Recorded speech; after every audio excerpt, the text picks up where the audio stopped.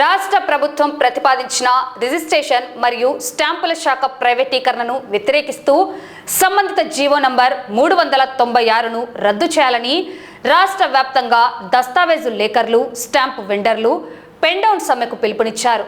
ఈ సమ్మె 2026 జూలై 20 నుండి జూలై 31 వరకు కొనసాగనున్నది. ఈ సందర్భంగా నంద్యాల జిల్లా పరిధిలోని అన్ని సబ్ రిజిస్ట్రార్ కార్యాలయాల్లో కూడా సమ్మె నిర్వహిస్తున్నారు. సమ్మె కాలంలో ఎలాంటి క్రయ విక్రయ దస్తావేజులు రాయబడవని ప్రజలు సహకరించాలని నంద్యాల జిల్లా దస్తావేజు లేఖర్ల సంఘం నాయకులు విజ్ఞప్తి చేశారు. మొదటి రోజు నిర్వహించిన కార్యక్రమంలో సంఘం నాయకులు షేక్ ఫరూక్, తోడేటి రమేష్, హుసేన్ బాషా, శివరాం, మాలిక్, వెంకట్, హరి, సుమంత్, అస్లాం, సత్యం తదితరులు పాల్గొన్నారు. ఇటీవలి కాలంలో రిజిస్ట్రేషన్ స్టాంప్ డిపార్ట్మెంట్ను ప్రైవేటీకరణ చేయాలనే ఉద్దేశంతో జీవో నెంబర్ 396 తీసుకొచ్చింది. ఈ జీవో నెంబర్ 396 వల్ల దస్తావేజ్ లేఖర్ల వృత్తికి ప్రమాదం జరిగే అవకాశం ఉంది. దశాబ్దాలుగా, శతాబ్దాలుగా, అనేక సంవత్సరాలుగా ఈ రిజిస్ట్రేషన్ డిపార్ట్మెంట్ ని అడ్డుపెట్టుకుని, ఈ రిజిస్ట్రేషన్ డిపార్ట్మెంట్ ని నమ్ముకొని నిరుద్యోగులమే ఉండి కూడా ఉద్యోగాన్ని పెట్టుకుంటూ మా ఈ వృత్తిని ఎంచుకొని ఈ రోజు వరకు రాష్ట్ర వ్యాప్తంగా లక్షలాది మంది ఈ డాక్యుమెంటేటర్ల వృత్తిని కొనసాగిస్తున్నారు. ప్రభుత్వం చేస్తున్న ఈ ప్రైవేటీకరణ వల్ల మా వృత్తికి భంగం కలిగే అవకాశం ఉంది. ప్రజాసేవకు మేము ఎప్పుడు విరుద్ధం కాదు. ప్రభుత్వం చేసే ప్రతి ప్రజాసేవను మేము మనస్ఫూర్తిగా ఆకాంక్షిస్తున్నాము. అదేవిధంగా ఈ రోజు రాష్ట్ర వ్యాప్తంగా మేము సమ్మె తెలపడానికి ముఖ్యమైన కారణం ఈ ప్రైవేటీకరణ మా జీవన వృత్తికి భంగం వాటిల్తుందని, ఎన్నో లక్షలాది కుటుంబాలు రోడ్డున పడే అవకాశం ఉందని చెప్పేసి మేమందరం కలిసి యావత్ దస్తావేజ్ లేఖర్లము, స్టాంప్ వెండర్లము అందరము మా పనులకు స్వస్తి పలికి ఈ రోజు అనగా 27/2026 తేదీ నుండి 31/7/2026 తేదీ వరకు రాష్ట్ర వ్యాప్తంగా సమ్మె చేస్తూ ప్రైవేటీకరణకు వ్యతిరేకిస్తూ పెన్ డౌన్ చేస్తున్నాము.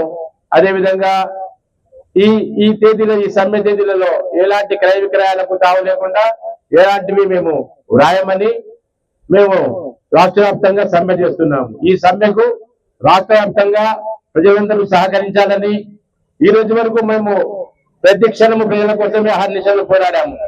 ఆర్నిశలు వారి కోసమే, వాళ్ళు మా దగ్గర వచ్చే దశల గురించి క్షుణ్ణంగా పరిశీలించడం కానీ, వారికి మంచి చెడు తెలపడం కానీ, వారికి అనేక విధాలుగా ఎటువంటి ఆటంకాలు ఎదురు కాకుండా వాళ్ళ ఆస్తులకు భద్రతను కల్పిస్తూ వచ్చాము. ఈ రాష్ట్ర ప్రభుత్వం ప్రవేశపెట్టిన జీవో నెంబర్ 396 వల్ల ఎలాంటి ఉపయోగం లేదని నా ఉద్దేశం, మరియు ప్రజల ఉద్దేశం కూడా అదే. ప్రజలు ఒక్కసారి ఆలోచించాలి. మేము చెయ్యలేని పని ఏంది, ఆ జీవో నెంబర్ 396 వల్ల ప్రైవేట్ వాళ్ళు చేసే పని ఏంది, వాళ్ళు చేయగలిగే పని ఏముంది అసలు మీకు?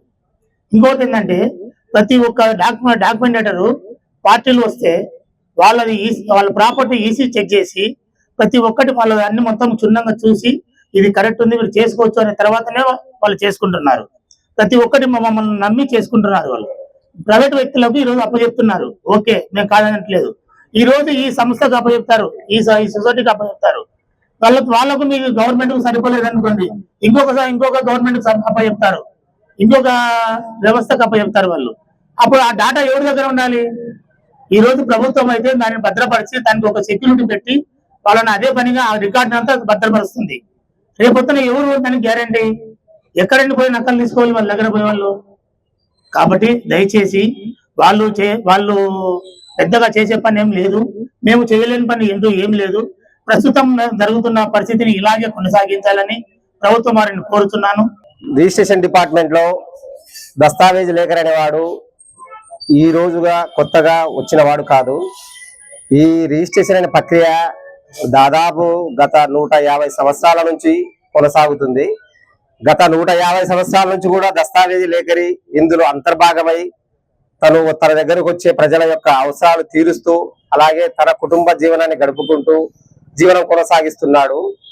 గత ఇలా 150 సంవత్సరాల చరిత్ర కలిగిన దస్తావేజీ లేఖరిని ఇప్పుడు ప్రస్తుత ప్రభుత్వం మాకు ఆల్టర్నేట్ గా జీవో నెంబర్ 396 తెచ్చి దాని ద్వారా ఒక కంపెనీకి, ప్రైవేట్ కంపెనీకి, కన్సల్టెన్సీకి అప్పగించి మేము చేసే ఏదైతే పని ఉందో ఆ పనిని వారి ద్వారా చేయించి మా యొక్క కడుపు కొట్టాలని చూస్తున్నారు.